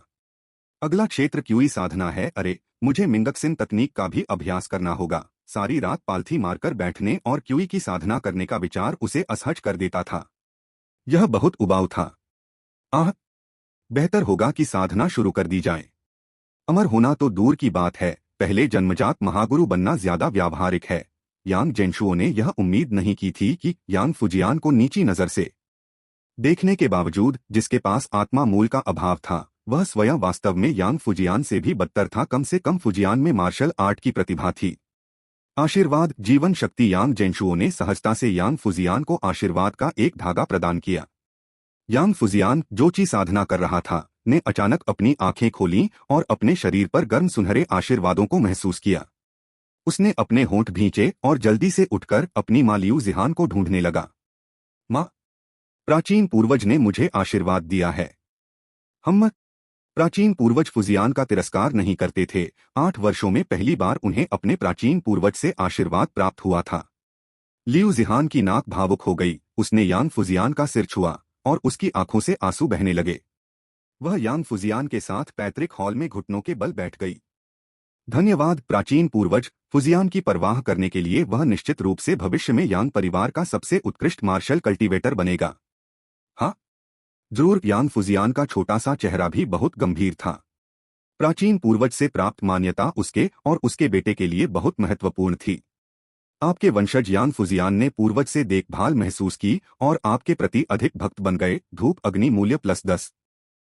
जब मौका मिले तो मुझे बच्चे को कुछ राक्षस जानवरों को अवशोषित करने में मदद करनी चाहिए। यांग जेनशुओ ने महसूस किया कि जैसे जैसे वह खेल में आगे बढ़ता गया, यांग परिवार के साथ उसका रिश्ता उतना ही मजबूत होता गया और अंदर का प्रत्येक पात्र वास्तविक भावनाओं वाले एक वास्तविक मांस और रक्त वाले व्यक्ति जैसा महसूस हुआ। उनका हर छोटा सा निर्णय इन लोगों के जीवन को हमेशा के लिए प्रभावित कर सकता था। इस समय तक यांग जेनशुओ की कंपनी ने उपकरणों को स्थानांतरित करना समाप्त कर दिया था और यांग परिवार भयंकर सूर्य राजवंश के भीतर बस गया था। सब कुछ अच्छी तरह से व्यवस्थित किया गया था। अपने परिवार के साथ आधा साल बिताने के बाद यांगशी ने एक बार फिर दानाई राजवंश में कदम रखा। इस बार कोई भी आसक्ति उसे रोक नहीं रही थी। एक आदमी, एक तलवार, रसद की एक बड़ी आपूर्ति। स्वर्ण धन आधारित तलवार संत वापस आ गया है। एक टिप्पणी वोट 3/1। जब से यांग परिवार गायब हुआ है, क्विंडशी काउंटी में खुली खेती का बाजार साल दर साल गिरता गया है। शांति भंग करने के लिए आने वाले आवारा किसानों ने सुरक्षा को बदतर बना दिया है तथा व्यापारिक माहौल में भारी गिरावट आई है। कभी निष्पक्ष और पारदर्शी शीर्ष लूज कल्टीवेशन मार्केट अब नहीं रहा, लेकिन कभी कभी लूज कल्टीवेटर्स यहां सूचनाओं का आदान प्रदान करने के लिए आते थे, हालांकि उनके हाव भाव में सतर्कता का भाव होता था। काउंटी में ट्रेजर पैवेलियन हाल ही में क्यों नहीं खुला? मैं कुछ स्पिरिट राइस खरीदना चाहता था, लेकिन कहीं जाना ही नहीं है, एक टोपी पहने हुए लूज कल्टीवेटर ने एक चाय घर में पूछा। जरा भी जिक्र मत करो, ये सब उन दानव साधकों का काम है।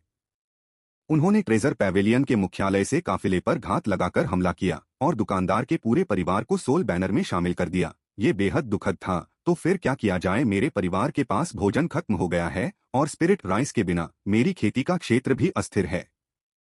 हाल ही में अफवाहें तेज हो गई हैं। दानव साधक अधिक से अधिक अभिमानी होते जा रहे हैं। स्पिरिट फील्ड्स में पौधे लगाना मुश्किल हो रहा है। हर कोई स्पिरिट फूड जमा कर रहा है, कोई भी नहीं बेचेगा। ट्रेजर पैवेलियन शायद यहाँ फिर से व्यापार करने का जोखिम नहीं उठाएगा। अगर आप वास्तव में कुछ चाहते हैं तो आप यूलोंग काउंटी जा सकते हैं, वहाँ डिक्री ब्यूरो उनकी रक्षा करता है और ट्रेजर पैवेलियन अभी भी नियमित रूप से काम कर सकता है। अपने पास बैठे साधक की सलाह सुनकर टोपी पहने हुए ढीले साधक ने अपनी आवाज धीमी की और धीरे से कहा, क्या मेरे साथी दाववादी के पास घर पर कुछ अतिरिक्त भोजन है? क्या आप मुझे इस आपात स्थिति से निपटने के लिए कुछ दे सकते हैं? तुम कितनी अशिष्टता कर रहे हो। अगर मैं तुम्हें खाना उधार दूं तो मैं क्या खाऊंगा? बिल्कुल नासमझी, बदहवास किसान ने जवाब दिया और गुस्से में वहां से चला गया। बिल्कुल बिल्कुल, कोई तुम्हें सलाह देता है, फिर भी तुम इतनी बेशर्मी करने की हिम्मत रखते हो। तुम्हें अपनी जगह पता होनी चाहिए। घमंडी आदमी। अन्य ढीले साधकों ने भी टोपी वाले की आलोचना करनी शुरू कर दी। आखिरकार यांग परिवार के चाय घर में चाय पी रहे अधिकांश लोग अच्छे साधक थे और उन्हें अभी भी उम्मीद थी कि एक दिन यांग परिवार का मुखिया वापस आएगा। इस चाय घर का रखरखाव लूज कल्टीवेटर्स द्वारा स्वयं किया जाता था, वर्षों से लाभ कमाने के लिए नहीं, बल्कि स्मृति को संजोए रखने के लिए। यह सुनकर टोपी पहने हुए ढीले किसान को गुस्सा तो नहीं आया, लेकिन उसके मुंह के कोने थोड़े से सिकुड़ गए। क्या होगा अगर मैं आपसे आग्रह करूं कि आप इसे मुझे उधार दे दें? खून से सने 2 हाथ जमीन से उठे और उन्होंने उस ढीले किसान को पकड़ लिया जो तेजी से भाग गया था। राक्षस साधक। वह एक राक्षस साधक है। ढीले कृषक हैरान और घबरा गए। वह भ्रूण श्वास अवस्था में एक छोटा सा ढीला साधक था और उसकी ताकत बहुत कम थी तथा प्रतिरोध करने की कोई वास्तविक क्षमता नहीं थी। यह देखकर अन्य किसान बिना कुछ कहे तुरंत भागने लगे। प्रहार प्रहार। खून से सने हाथों की जोड़ी लगातार जमीन से बाहर आती रही और चायघर की पूरी पहली मंजिल खून के समुद्र में बदल गई, जिसमें अनगिनत खून से सने हाथ तैरते और डूबते रहे और हर साधक को जकड़ते रहे। के एक साथ इकट्ठा होना भाग्य है। मैं इस भाग्य को आप साथी दांववादियों के साथ रखना चाहता हूं। आपको कोई आपत्ति नहीं है ना? धिक्कार है। वह एक उच्चस्तरीय क्यूई साधना दानव साधक है। मैं बच नहीं सकता, ढीले साधकों में सबसे शक्तिशाली व्यक्ति चिल्लाया। किंगशी काउंटी में बेकाबू होकर घूमने की तुम्हारी हिम्मत कैसे हुई? क्या तुम्हें डर नहीं है कि थंडर इमोर्टल वेनरेबल तुम्हारा ख्याल रखेगा? ठीक है। वज्र अमर आदरणीय हमारे किंगशी काउंटी में कई बार आ चुके हैं। अगर तुमने यहां अपनी दानव तकनीक दिखाने की हिम्मत की तो तुम्हारी मृत्यु निश्चित है। वज्र अमर आदरणीय तुम्हें कुत्तों की तरह काट डालेगा। चुप रहो। दानव साधक ने अपनी टोपी उतार दी, जिससे उसका जला हुआ चेहरा दिखाई दिया और उसके हाथ हल्के से कांपने लगे। जमीन के नीचे खून से सने हाथों ने इन ढीले साधकों के टखनों को बुरी तरह जकड़ लिया, जिससे हड्डियों के टूटने की डरावनी आवाज आ रही थी। वज्र अमर पूज्यवर हे, बस एक पाखंडी जो अपना सिर छिपाकर अपनी पूंछ दिखा रहा है। इस समय वह अपनी रक्षा भी नहीं कर सकता, तुम्हें बचाने की तो बात ही छोड़ो। भ्रम में तुम सब मेरे रक्तकुंड की कठपुतली बन जाओगे।